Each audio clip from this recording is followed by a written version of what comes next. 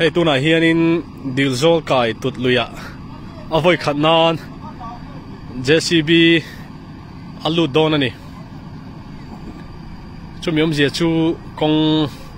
aron lut ve tina ni chu hei tilai hi hei tu na hena dai kai dona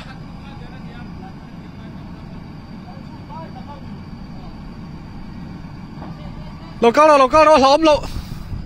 ti khana pon loi to he lam bang chu mo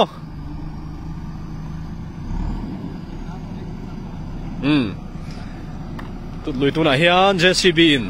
aron rap kai dona kem halam chu pil deuh ti a alle kai done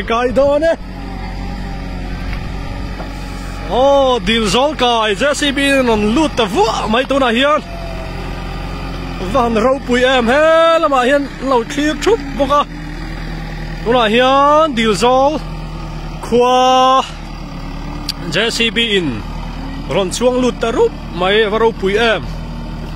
no bang pon an hudu khop maya motor lu ngai lo na khua tu na hian JCB aron thenga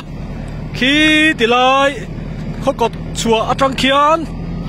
nu le pa nu naw a khomi pui zong in an lo thlir ani chu ti hian lo thlir thup mai ni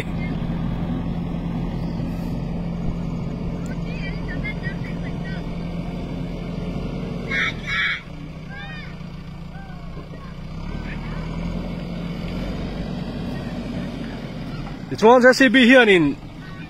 tik te la dona khua hi khon hnuai ah hian a lai phenga so ta khua hel phenga